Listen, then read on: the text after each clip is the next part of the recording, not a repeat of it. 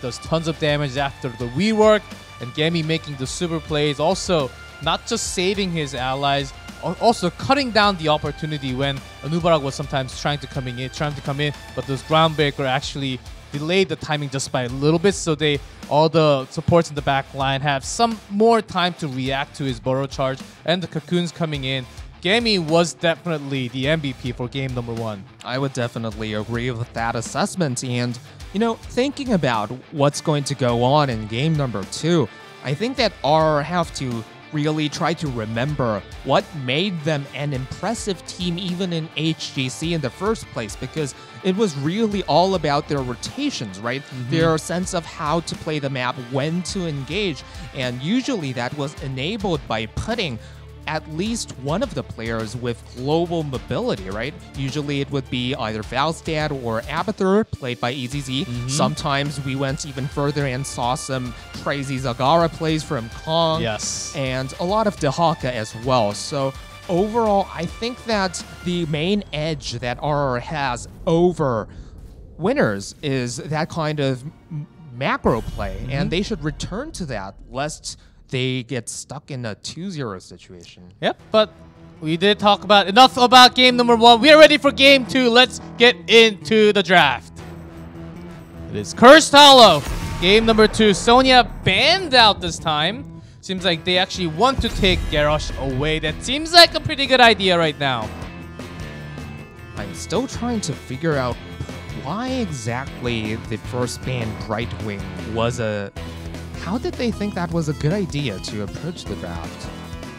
Maybe they were just way to consider about the polymorph possibly just be countering when they engage in like Sonya or even Genji when he was about to press that R button. If you're polymorph, of course, you may just die, but it seemed like the taunt from the other side was enough without the Brightwing.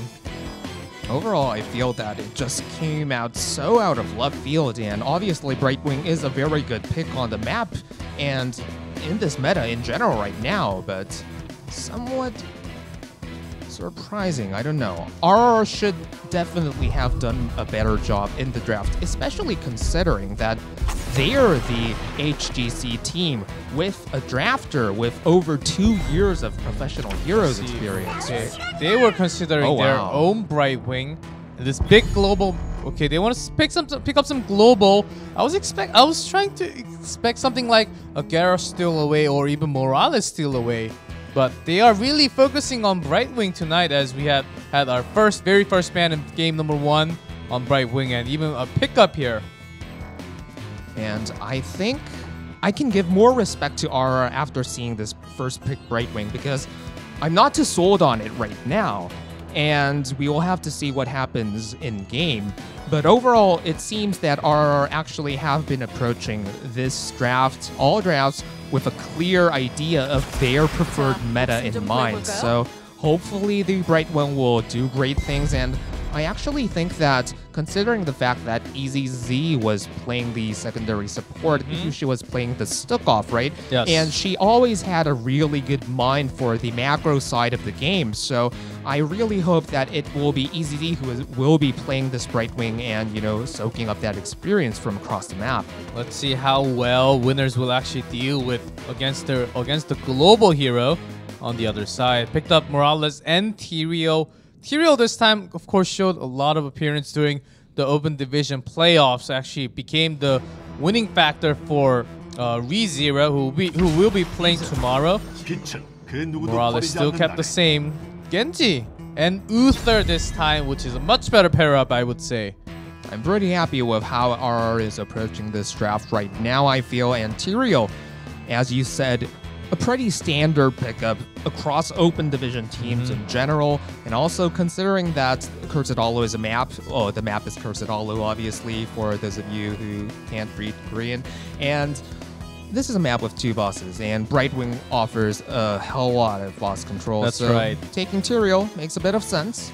Would also like to see something like a Falstad or a Dehaka coming out here to counteract the Brightwing, but winners, I'm not entirely sure, because I feel that most Open Division teams try to approach games with a let's just hope that we're better in 5v5's mentality, and winners, I think, prove themselves to be that. last game, so they might just continue to go that route. Well, let's see. Here, Anubarak, I think that's just the feedback from game number 1. Anubarak Cocoon was way too hard to deal with. Actually, pretty well dealt with, though.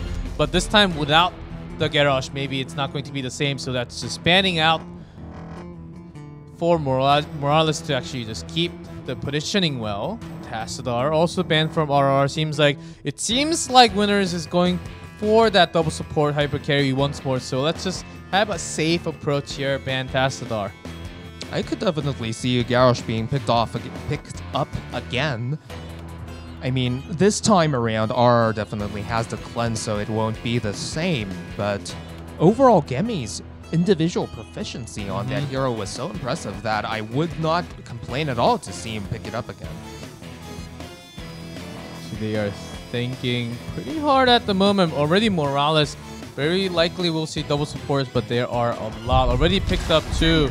Zarya, they are going hyper carry Vala. We saw this hyper carry Vala so many times in Open Division's Korea. It is definitely one of the compositions thought up to be the strongest, and using Zarya in place of Tassadar or Ariel, not a bad idea overall, I would say, especially considering the intricate layout of a large swath of this map. A lot of places in which a good ultimate could rip the team into two. Oh, even Marthel not actually all the way in hyper carry Vala, double support Zarya, along with a sanctification. They have another source of damage. This is a little bit different, but Garrosh and Pink Dehaka picked up. Speaking of the Pink Dehaka, I'm pretty happy that R went for the double global this time around. They definitely understand that the 5v5 strategy, it's probably not going to work as well. Well, let's see. They are ready to jump into game number 2. We're against 2 globals here. Let's get into the Nexus.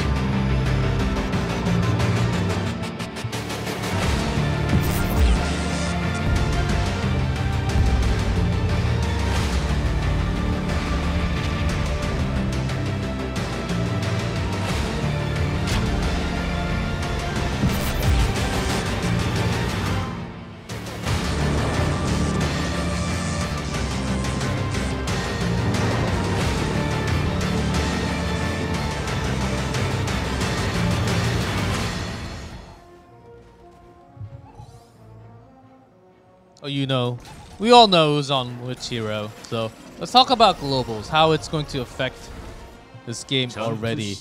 As basically winners, when they have lack of, I guess, lack of experience against this kind of macro, because it's not really common to have lots of globals onto the other side. I don't think there has been any games in Open Division Korea to have this many globals to control over the map. So this will be a new experience for them, actually. Definitely a good situation for RRR, petting winners against something that they have much less experience against. So pretty happy about that. Pretty interesting to see, though. EZZ is on the Uther, right? So not something that we necessarily expected, particularly considering the fact that, you know, Decalook has been the main Uther player in many of their matches in Phase 2. So interesting to see why that came about, but hopefully RR will have made the right decision on this one. Let's see, they already have the Haka down there, and Marteo will be having okay experience against the Haka. His laning experience is important. Of course, the Haka will be getting harassed so much. I'm actually really confused by this rotational response to Winner's 3-man. Usually, what you do when you see this kind of 3-man push is actually just go for the exchange. And not only because that's the standard thing to do regardless of composition, but if you think about it, it's Gala, Zarya, Morales, and considering the fact that you have 2 globals. Yeah, 2 globals, plus the wave clear was insane for RRR also. And maybe they just wanted to get this dealt with, because to not lose the fort, they want the control over the map from the beginning. Here comes the Bright Wing, and the Poly does connect onto Zarya, though. There's the shield available and so much sustained healing. So even with using the globals, I don't think they could have got too much, because one thing from the beginning that I'm pretty sure everyone knows, they lack damage. Very true. And, you know, there are a lot of ways to think about how to respond to map pressure in the lane that your Siege Giants get to walk down. And, you know, a lot of ways that different teams deal with this.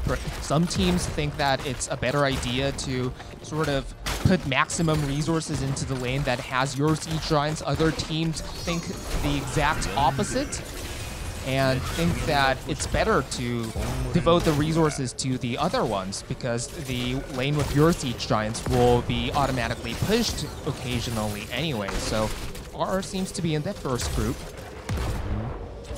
First tribute coming out on top middle. They're just baiting, of course, leaving them in the top lane. Will basically push all the way. Vala, Zarya, and the medic will just push all the way, and they will never have to hearth back home because they have shield, the heals come in. But at the speed, it wasn't too bad, as you mentioned, if RR committed 4-man down there. Overall, the quiet standoff, winners deciding to not force the issue, but instead sort of prolong the 3-1-1 lane assignments. And unless one team decides to suddenly commit a lot of resources, this will most likely stay the same. So a bit of a snooze fest to be expected, I think, in the following seconds. And I do believe we are in the balanced patch, so 2.25 to 2% Martheo nerfs are in the game right now. So it's not going to be as effective, I would say, but still a considerable amount of nerf coming in here. A window of opportunity for winners as they hit level 7. Tyrael recognizes that and moves up to the top side. But, you know, this is the beauty of having double globals, right? Even with a level 7 advantage, even with Tyrael moving up onto the top side, there is so little that winners can do to secure this tribute. And RR also at level 7 at this point. We might see this tribute last for a really long time. Forever, possibly. Here comes Brightwing to make the change, but Tyrael comes just in time. All damage deflected, but Oduk's the one taking the most damage here. That dash from Genji was absolutely terrible. We have to call it as it is. The one that where he's went straight into the outer walls of the fort, that was completely unnecessary. No one was low enough for a kill. That was just a straight up throw. It was, I would say, a panic E button there. But he panicked E forward, right? Like, who panics E forward? Maybe like a finger mash, but anyway, not too much of a problem had RRR been playing any other kind of composition, but they played a double global composition that banks heavily on staying ahead in experience. And now look, because of that one bad E, they lost a tribute, and they're also more than a level down. And this is also not the way they should be. They're not using their theme correctly here. They can just give up the tribute, try to have some camp timings instead, and try. That's the way. That's a good way of controlling the macro on this map. They're trying to get some kills, but the sustained healing coming out from Morales actually grabbed and dragged. Nice focusing. Is that going to be? See, lack of concentration, lack of focusing now. Again, should be easy and very clear. Focus Morales. Focus Morales. Yeah. Either way. Usually that's a meme, but in this situation, had the entire team correctly turned on Morales, as you said, the Morales would be dead. But for over a half a second in which the Dehaka was dragging the Morales, a lot of members of RR were hitting other targets, and there simply wasn't enough damage for Genji to finish off the Morales on his own. Very confusing decisions coming out from RR. A shocking lack of coordination when it comes to execution of these comps. And I don't know, it's not looking good for RR at all. Winners might be looking at an easy 2-0 here, considering that they're going to have a Bosch pushing. They're 2 up in tribute.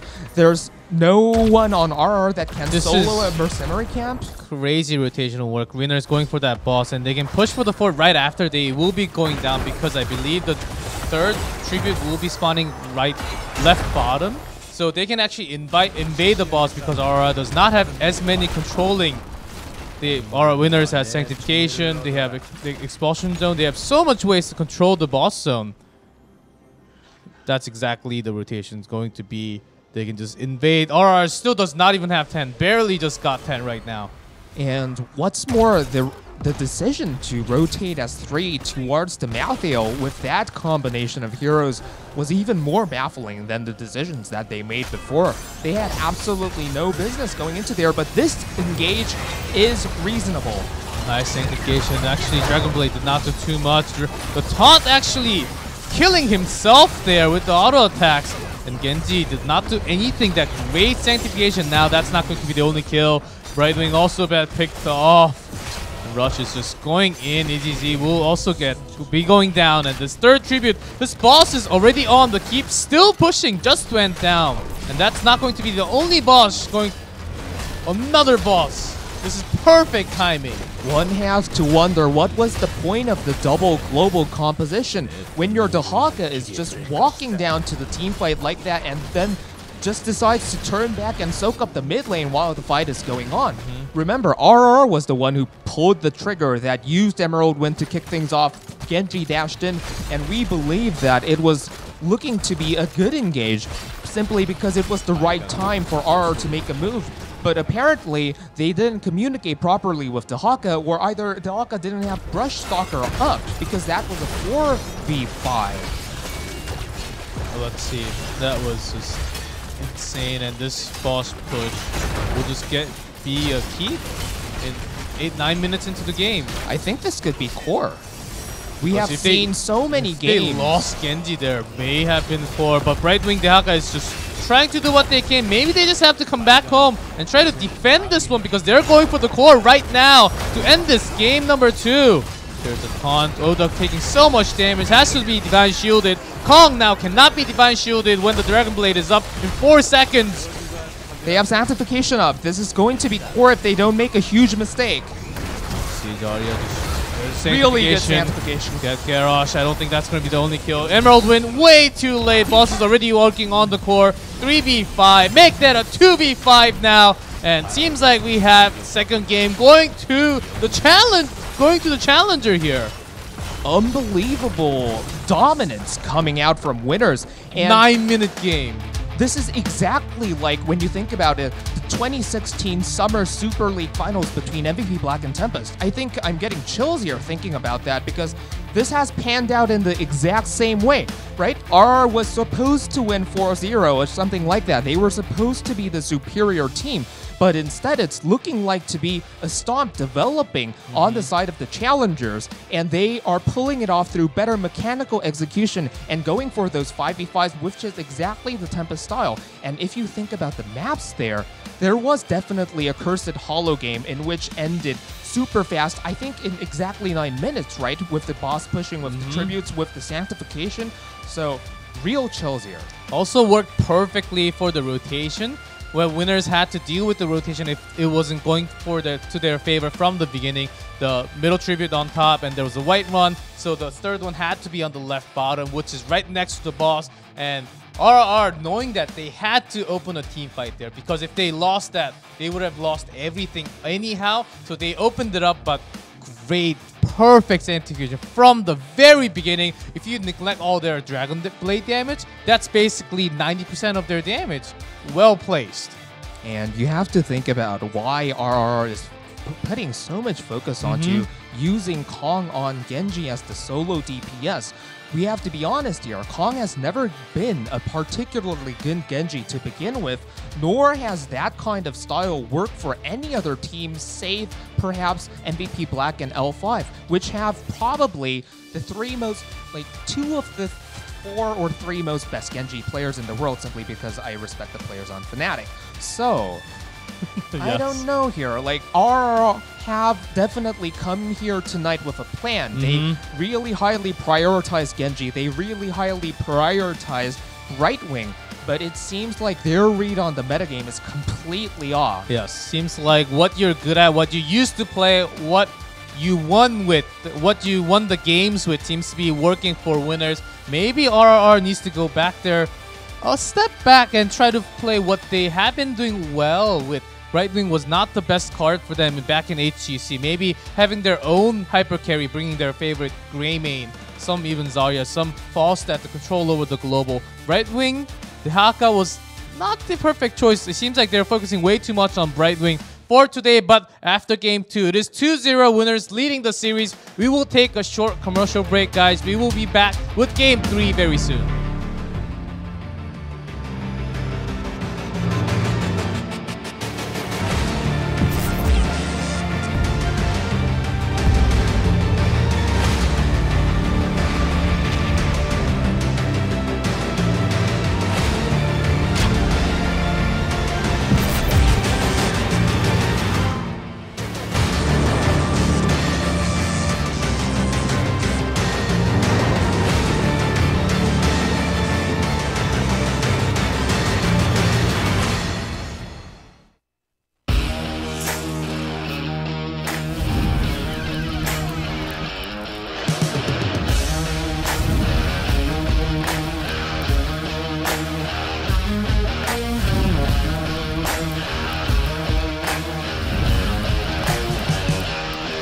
런칭 방송, 오늘 각 분야별 전문가를 모시고 시공의 폭풍에서 부활한 가로신님의 스토리를 토의를 해보도록 하겠습니다. 안녕하세요, 침착맨입니다.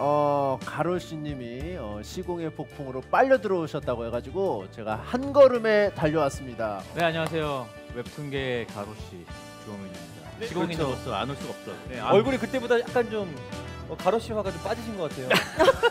키워드가 꼭 있네. 트롤이라는 키워드가 또 포함이 되어 있어요.